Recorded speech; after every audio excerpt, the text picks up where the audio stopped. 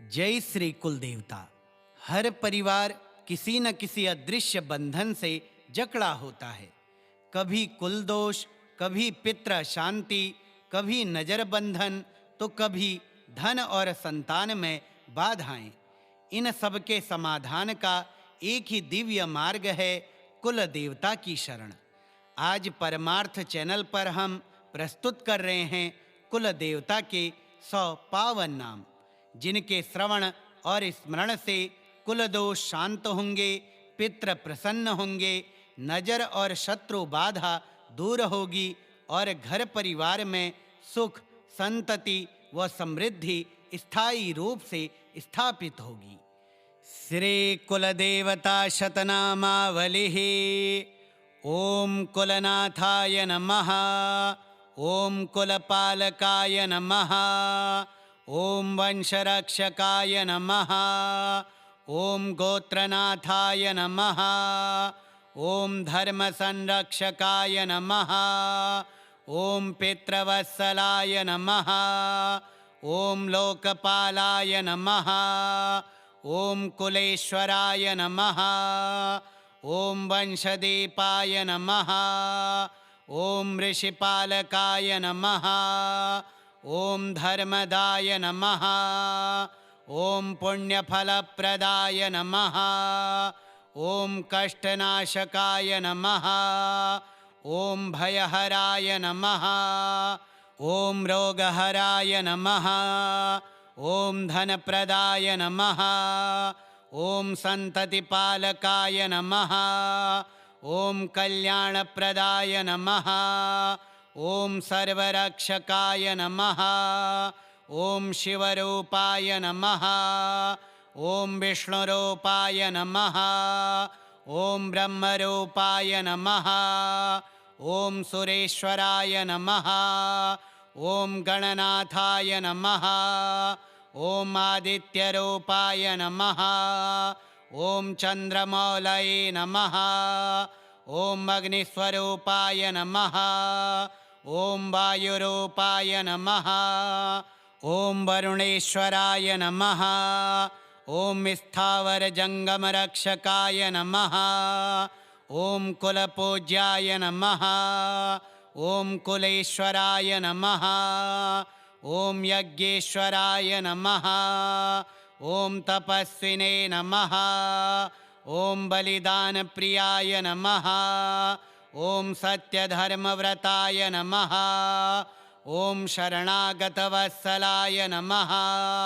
ओम भक्तवत्सलाय नमः। ओम दीनबंधवे नमः। ओम दुष्टसंहारकाय नमः। ओम मित्रवत्सलाय नमः। ओम शत्रुनाशकाय नमः। ओम गजवाहनाय नमः। ओम सिंहवाहनाय नमः। ओम अश्वरूपाय नमः।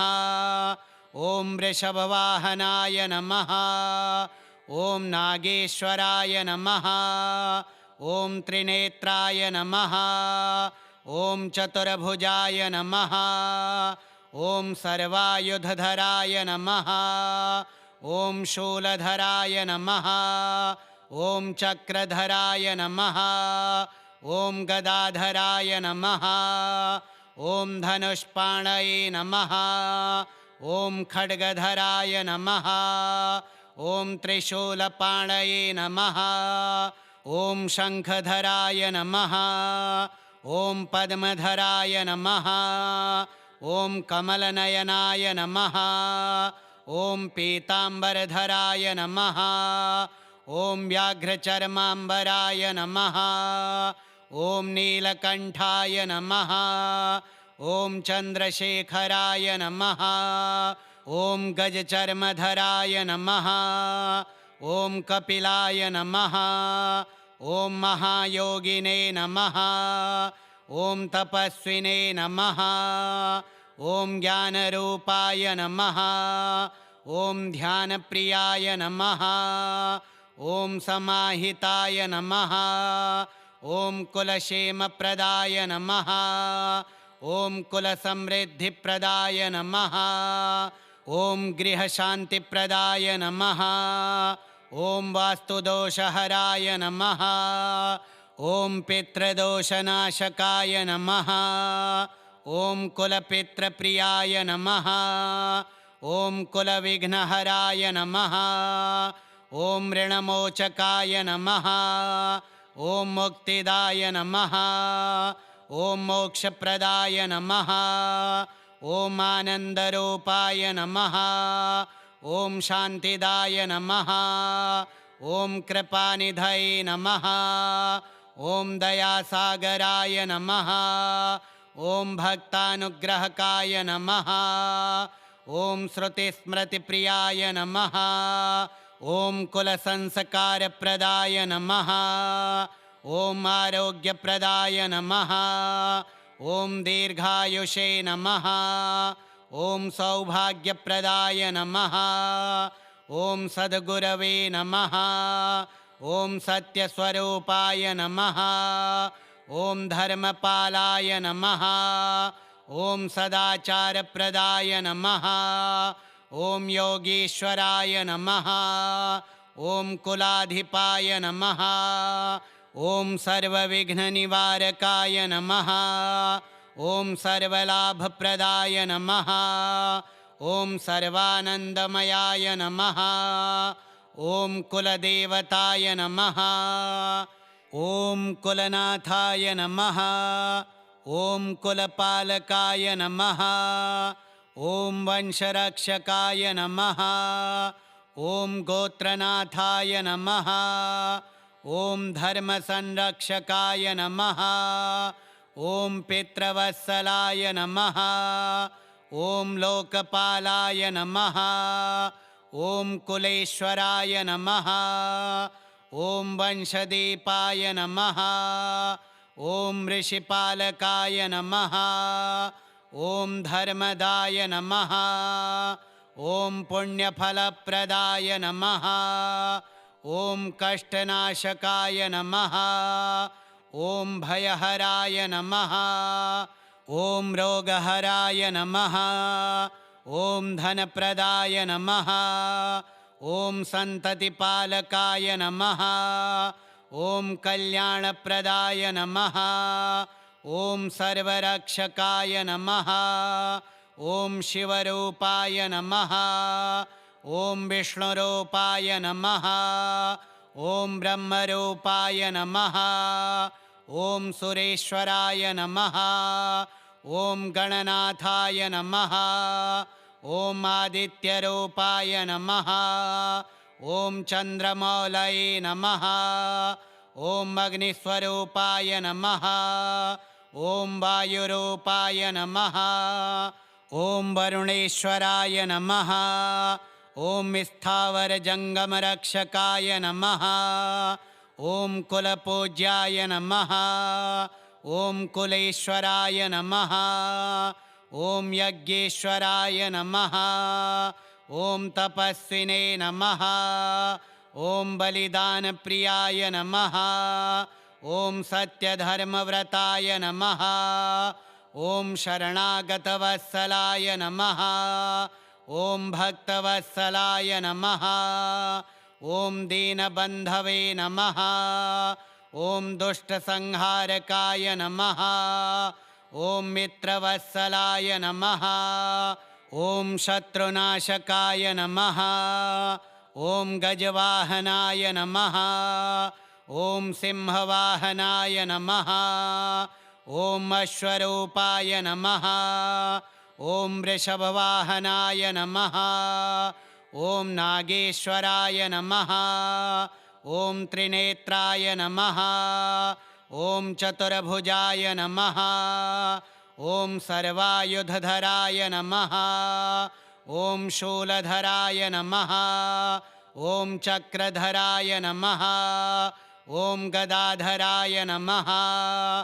ॐ धनुष्पाणये नमः। ॐ खड्गधराय नमः। ॐ त्रिशूलपाणये नमः। ॐ शङ्खधराय नमः। ॐ पद्मधराय नमः। ॐ कमलनयनाय नमः। ॐ पीताम्बरधराय नमः। ॐ व्याघ्रचर्माम्बराय नमः। ॐ नीलकण्ठाय नमः। ॐ चन्द्रशेखराय नमः।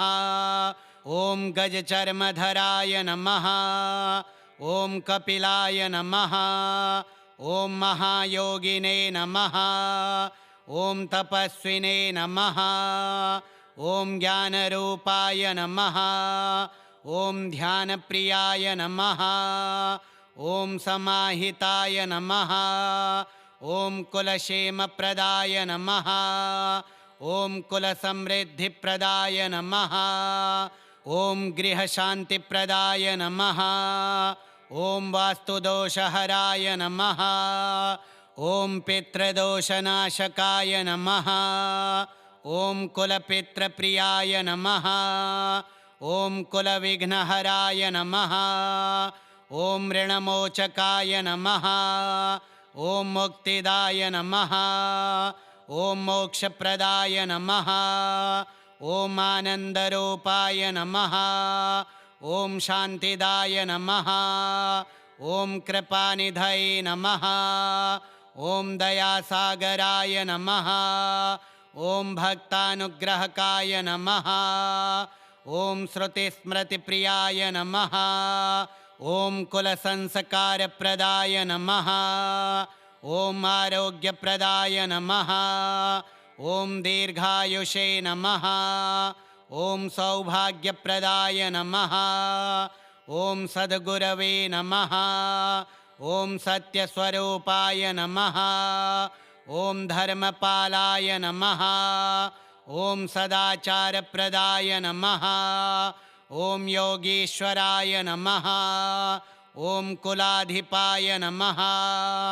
ॐ सर्वविघ्ननिवारकाय नमः। ॐ सर्वलाभप्रदाय नमः। ॐ सर्वानन्दमयाय नमः। ॐ कुलदेवताय नमः। ॐ कुलनाथाय नमः। ॐ कुलपालकाय नमः। ॐ वंशरक्षकाय नमः। ॐ गोत्रनाथाय नमः। ॐ धर्मसंरक्षकाय नमः। ॐ पितृवत्सलाय नमः। ॐ लोकपालाय नमः।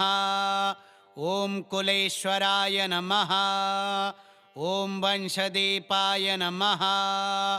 ॐ ऋषिपालकाय नमः। ॐ धर्मदाय नमः। ॐ पुण्यफलप्रदाय नमः। ॐ कष्टनाशकाय नमः। ॐ भयहराय नमः। ॐ रोगहराय नमः। ॐ धनप्रदाय नमः। ॐ सन्ततिपालकाय नमः। ॐ कल्याणप्रदाय नमः। ॐ सर्वरक्षकाय नमः। ॐ शिवरूपाय नमः। ॐ विष्णुरूपाय नमः। ॐ ब्रह्मरूपाय नमः। ॐ सुरेश्वराय नमः। ॐ गणनाथाय नमः। ॐ आदित्यरूपाय नमः। ॐ चन्द्रमौलये नमः। ॐ अग्निस्वरूपाय नमः। ॐ वायुरूपाय नमः। ॐ वरुणेश्वराय नमः। ॐ स्थावरजङ्गमरक्षकाय नमः। ॐ कुलपूज्याय नमः। ॐ कुलेश्वराय नमः। ॐ यज्ञेश्वराय नमः। ॐ तपस्विने नमः। ॐ बलिदानप्रियाय नमः। ॐ सत्यधर्मव्रताय नमः। ॐ शरणागतवत्सलाय नमः। ॐ भक्तवत्सलाय नमः। ॐ दीनबन्धवे नमः। ॐ दुष्टसंहारकाय नमः। ॐ मित्रवत्सलाय नमः। ॐ शत्रुनाशकाय नमः। ॐ गजवाहनाय नमः। ॐ सिंहवाहनाय नमः। ॐ अश्वरूपाय नमः। ॐ वृषभवाहनाय नमः। ॐ नागेश्वराय नमः। ॐ त्रिनेत्राय नमः। ॐ चतुर्भुजाय नमः। ॐ सर्वायुधधराय नमः। ॐ शूलधराय नमः। ॐ चक्रधराय नमः। ॐ गदाधराय नमः। ॐ धनुष्पाणये नमः। ॐ खड्गधराय नमः। ॐ त्रिशूलपाणये नमः। ॐ शङ्खधराय नमः। ॐ पद्मधराय नमः। ॐ कमलनयनाय नमः। ॐ पीताम्बरधराय नमः। ॐ व्याघ्रचर्माम्बराय नमः। ॐ नीलकण्ठाय नमः। ॐ चन्द्रशेखराय नमः। ॐ गजचर्मधराय नमः। ॐ कपिलाय नमः। ॐ महायोगिने नमः। ॐ तपस्विने नमः। ॐ ज्ञानरूपाय नमः। ॐ ध्यानप्रियाय नमः। ॐ समाहिताय नमः। ॐ कुलक्षेमप्रदाय नमः। ॐ कुलसमृद्धिप्रदाय नमः। ॐ गृहशान्तिप्रदाय नमः। ॐ वास्तुदोषहराय नमः। ॐ पितृदोषनाशकाय नमः। ॐ कुलपितृप्रियाय नमः। ॐ कुलविघ्नहराय नमः। ॐ ऋणमोचकाय नमः। ॐ मुक्तिदाय नमः। ॐ मोक्षप्रदाय नमः। ॐ आनन्दरूपाय नमः। ॐ शान्तिदाय नमः। ॐ कृपानिधये नमः। ॐ दयासागराय नमः। ॐ भक्तानुग्रहकाय नमः। ॐ श्रुतिस्मृतिप्रियाय नमः। ॐ कुलसंस्कारप्रदाय नमः। ॐ आरोग्यप्रदाय नमः। ॐ दीर्घायुषे नमः। ॐ सौभाग्यप्रदाय नमः। ॐ सद्गुरवे नमः। ॐ सत्यस्वरूपाय नमः। ॐ धर्मपालाय नमः। ॐ सदाचारप्रदाय नमः। ॐ योगीश्वराय नमः। ॐ कुलाधिपाय नमः। ॐ सर्वविघ्ननिवारकाय नमः। ॐ सर्वलाभप्रदाय नमः। ॐ सर्वानन्दमयाय नमः। ॐ कुलदेवताय नमः। श्रीकुलदेवताशतनामावलिः श्रीकुलदेवार्पणमस्तु।